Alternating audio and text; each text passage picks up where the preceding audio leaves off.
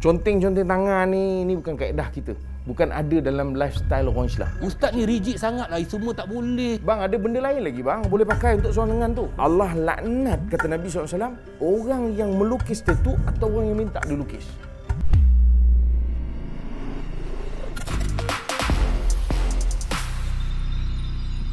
Bismillahirrahmanirrahim. Assalamualaikum warahmatullahi taala wabarakatuh. Salam sejahtera bagi mereka yang bukan Islam yang menonton Sembang Viral. Janji pantas, padu, padat, pendek aja 10 minit, penuh info. Yang penting bermanfaat. Baik, bersama dengan saya, Ustaz Harry. Ayo. Ustaz, Ya, bang. saya nak tanya Ustaz tentang budaya Ustaz. Ayo. Kita orang Melayu Islam. Tapi kita ada budaya kita. Kan? Budaya ni perlu perlu dipertahan atau tidak, atau hanya kita mengikut hukum-hukum Islam saja. Budaya ni bang, dia setiap masyarakat ada. Kalau kita sebut Malaysia ni, bukan Melayu je. India, Cina, semua ada budaya. Dan apatah lagi kalau secara overall pula, in general orang kata, budaya Malaysia. So kita ada budaya kita sendiri. Orang Malaysia memang terkenal dengan tata susila, ada adab, dipanggil sopan santun. Kalau budaya tadi sahaja kadang-kadang sudah pun memberi satu dipanggil landasan untuk orang yang duduk dalam masyarakat tu. Apatah lagi bila kita relatekan budaya tu dengan agama ataupun kita datangkan agama untuk memandu budaya tadi, maka dia lebih lengkap dan sempurna. Budaya sekarang ialah kita tengok dalam filem apa semua pakai tattoo cantik Ustaz. Kan budaya tu mencantikkan badan Ustaz. Kan orang sekarang kan suka tengok ada lukisan-lukisan. Habis tattoo apa masalah dia Ustaz? Pertama sekali bang, kita kena ingat benda itu ada larangan tak daripada Allah SWT ataupun daripada Nabi SAW. Kalau ada larangan, kita tak boleh buat. Jelas dalam bab tattoo, bahkan bukan larangan. La'anallahu al-washima atau wal mustawshima. Allah laknat, kata Nabi SAW, orang yang melukis tattoo atau orang yang minta dilukis. Laknat bang. Kalau kita baca dalam kitab-kitab akidah, laknat ni menunjukkan dia dosa besar. Ni kalau dari segi hukum ni. Yang kedua, bila kita sebut bab tattoo ni, ada orang dia kata, Ustaz, alah itu kan nak berlakon bagi nampak real. Saya pernah buat Ustaz. Sebab itu kena ingat bang, yang itu bahaya sebab ada larangan. Walaupun yang kita buat tu bukan tattoo bang, walaupun yang kita buat tu bukan tattoo, Lukisan je. lukisan saja, tetapi benda-benda ini benda yang dilarang. Walaupun kita tak kata dihukum tattoo, tetapi yang kita khawatir bang, abang kena ingat, orang yang menengok, orang menonton, dia tengok, alamak, aku suka macam Datuk Rosyam buat lah, aku nak pakai tattoo macam tu. Akhirnya dia buat tattoo, kita ni lukis-lukis je sebab konon-kononnya nak berlakon, tapi yang dia buat betul-betul. Mana salah datang pada saya lah. Kita ada share lah bang, kita ada share. Sebab kita adalu al khair ataupun man sanna fil Islam sunnatan sayyi'atan, siapa yang tunjuk jalan yang tak elok, orang ikut, dia dapat dosa. Jadi abang, saya bagi kesempatan yang ada ni untuk abang bagi wawarkan supaya dia orang jangan ikut. Apa yang saya buat tu jangan ikutlah. Saya pun dulu dalam kedaifan tentang ilmu, dengan ada Sembang Viral ni, apa yang saya buat jangan ikut. Saya kena bertobat lah Ustaz. Kena astagfirullahalazim. Astagfirullahalazim. Antara yang saya nak tegur juga lah bang, hari ni orang pakai sarung tangan ni, rider. Yang pakai Sarung tangan tattoo. Ustaz, yang itu nak lindung daripada matahari. Bang, saya kata saya tak ada masalah soal tu. Tetapi kena ingat, kadang-kadang kecenderungan Ustaz ni rigid sangat lah, semua tak boleh. Bang, ada benda lain lagi bang, boleh pakai untuk soal lengan tu. Kenapa nak pergi cari Gambar Doraemon ke? Ikutlah gambar Doraemon ke, gambar apa ke, banyak lagi bang. Tapi kenapa saja nak ambil yang bentuk macam tattoo? Style. Bukan cara hidup kita.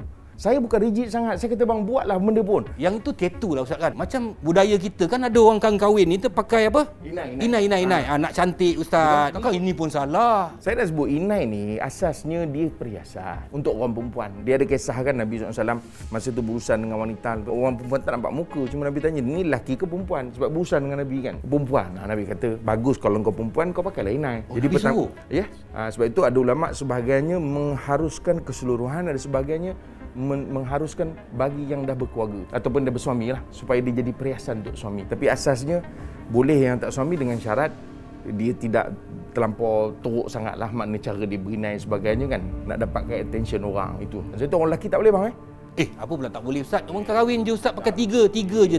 Apa tak boleh pula? Maksudnya 3 lagi kosong. Kita bukan lukis Ustaz, kita tahu kat sini je. Takkan tu pun salah. Bang, saya nak sebut gini, cincin emas boleh pakai tak kita? Tak boleh Sebab apa? Perhiasan perempuan. So inai ni adalah perhiasan perempuan. Jadi kita boleh pakai tak? Tak boleh lah. Sama. So tak boleh pakai. Nak pakai sini ke sini, 3 ke 1 ke tak boleh. Orang lelaki tak boleh pakai inai. Ya, orang perempuan pakai inai hari ni macam-macam dah. Dia ada gambar-gambar butterfly lah, gambar burung merak lah. Kalau tidak rugilah bayar orang tu. Kalau setakat nak inai ni, makcik saya pun boleh buat. Dia sebenarnya dulu inai sini je.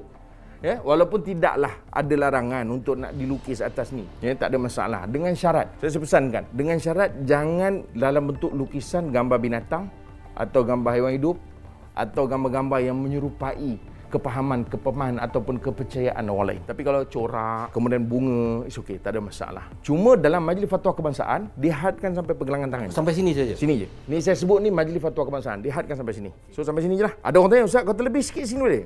Consider lah, masih pergelangan. Kalau sini orang tak panggil pergelangan dah, ni siku. Sini ketiak. Jarang orang inai sampai ke ketiak. Orang buat tattoo dekat dalam baju dia, dekat dalam badan dia, dekat atas badan dia.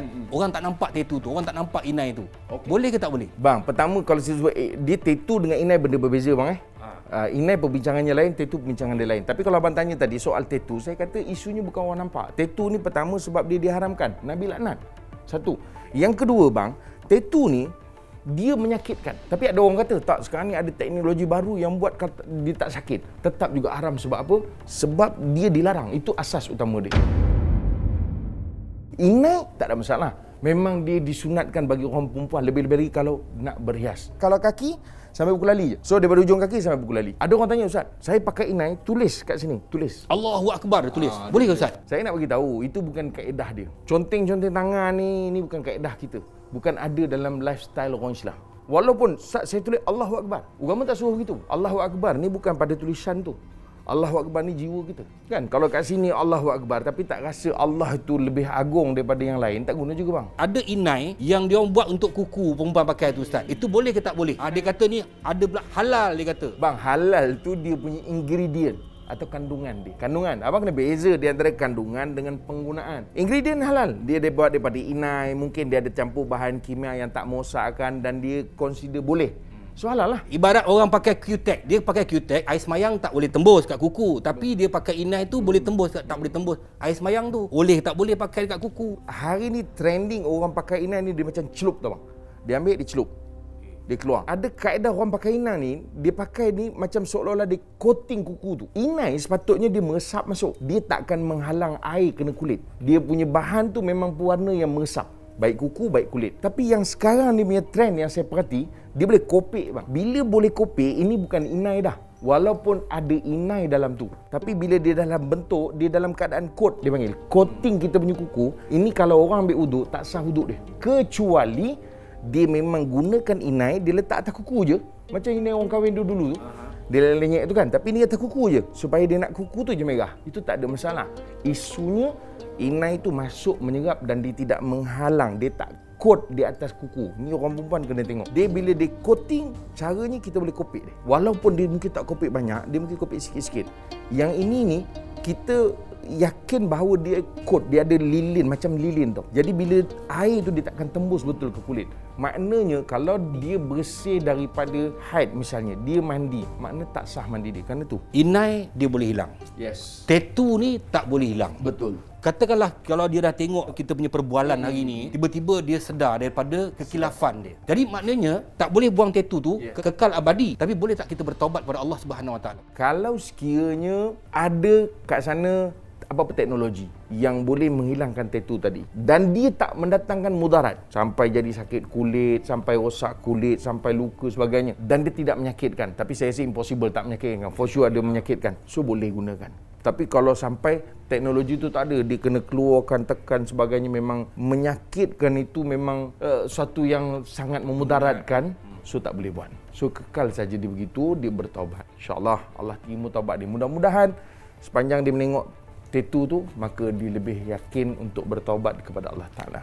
Apapun perkembangan dalam kehidupan kita, budaya tu harus kita pertahankan. Tetapi budaya yang bagaimana untuk kita cedok masuk ke dalam budaya kita, ini harus kita pandang secara serius. Ada benda-benda yang boleh mendatangkan memudarat kepada diri kita dan ini dah yang dilarang oleh Islam, agama kita. Jadi kita harus berfikir dengan panjang apa yang harus kita buat pada diri kita. Khasnya bertatu, berinai yang kita bincang kepada hari ini. Nampak benda tu simple, tetapi benda tu banyak manfaat apa yang kita sembang pada hari ini, supaya kita sedar batas-batas kita sebagai manusia, bagaimana kita menjaga adab kita, bagaimana kita menjaga budaya kita, khasnya kita orang Islam, bagaimana harus kita bataskan segala-galanya. Jangan kongsi kalau tak pasti, jangan kita buat wakaf dosa, tak puas hati, PM tepi, janji happy. Assalamualaikum warahmatullahi wabarakatuh. Salam sejahtera bagi mereka yang bukan Islam. Bye. Ustaz.